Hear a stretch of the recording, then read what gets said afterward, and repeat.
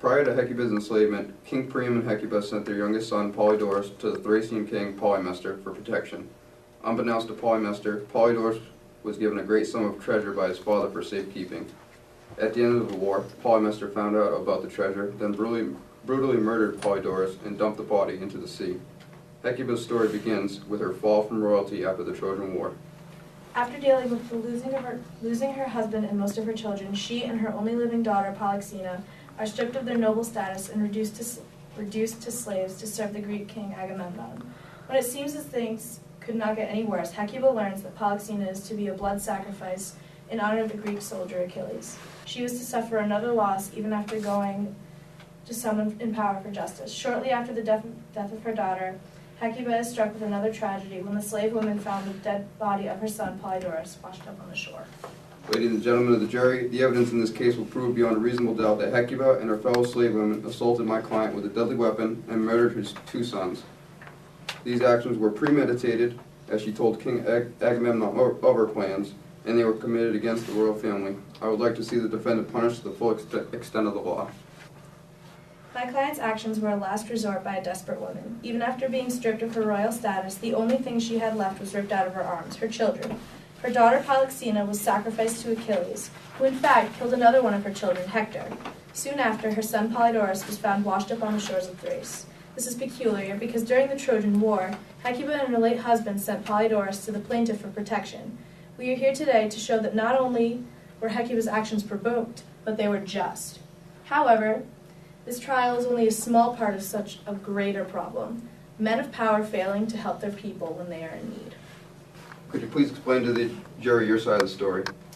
As I expressed my condolences for Hecuba's lost status and children, she asked to discuss a private matter and that I dismiss my guards.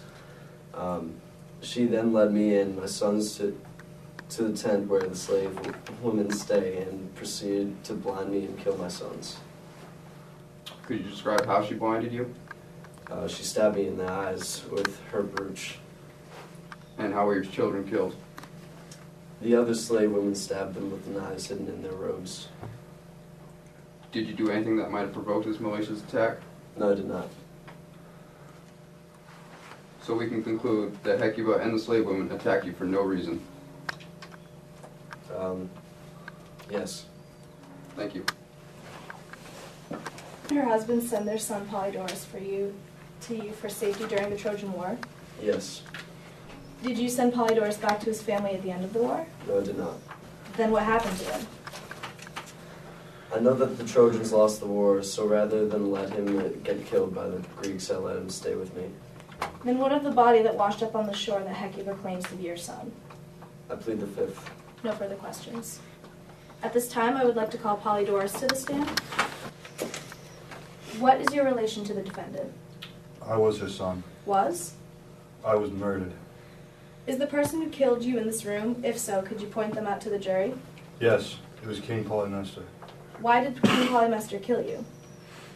I was too young to fight in the war, so I sent to Polymestor for my own protection.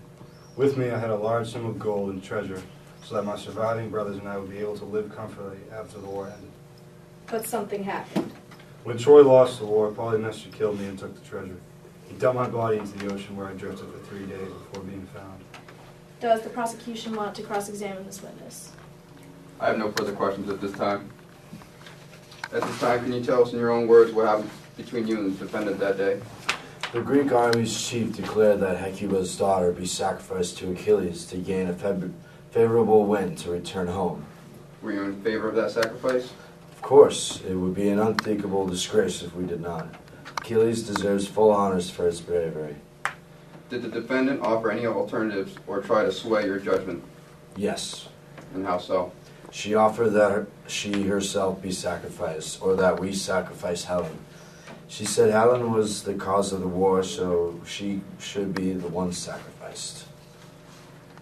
At this time, does the defense wish to cross-examine? Yes. You said my client offered you alternatives to killing your daughter. Is this true? Yes. Are there any reasons why you should feel obligated to help my client?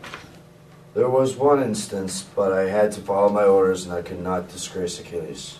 Could you please describe this incident? I was among the soldiers hidden in the Trojan horse. When I was discovered, I begged Hecuba for my life and she let me go. She saved my life when she could have sent me to death and saved her people.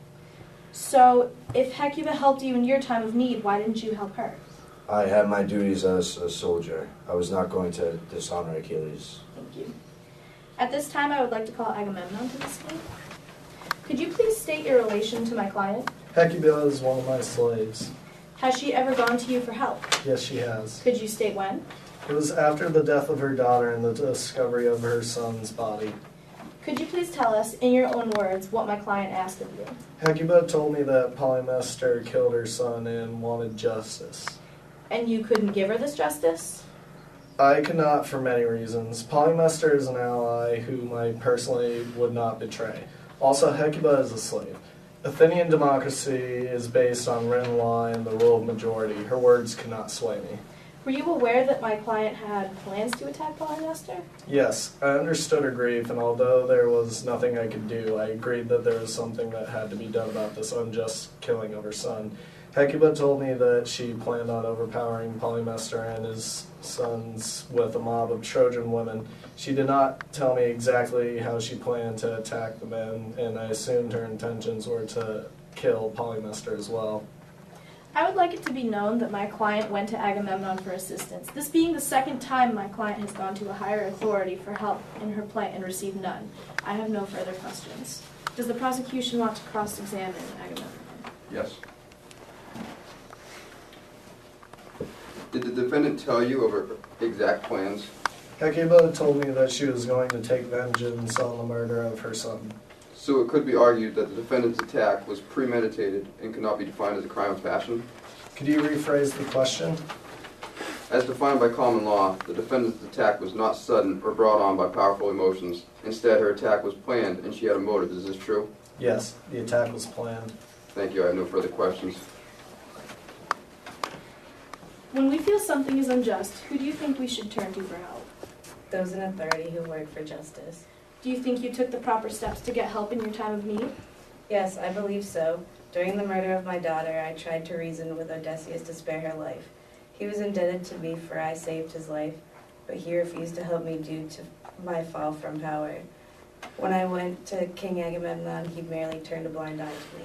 So you decided to take justice into your own hands. What other options are there when the law refuses to help you? Many things brought about my actions, things I would not wish upon my worst enemy. I was once a queen, now I am a slave. I was once a mother of many children, now I am childless, without my city and alone. Do you believe that your actions brought you justice? Although my actions may seem as wrong, I believe they were just. I could see no way of getting help from anyone due to my situation, and I could not sit idly by while the man who murdered my son and betrayed my family walks free. Were your intentions to kill Polymestor?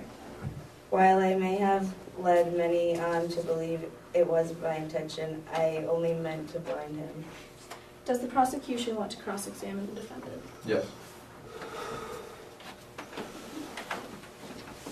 Do you believe that an eye for an eye should ever be considered justice? How is letting a man walk free after betraying my family justice? I am extremely limited on my options, as are all the plighted people.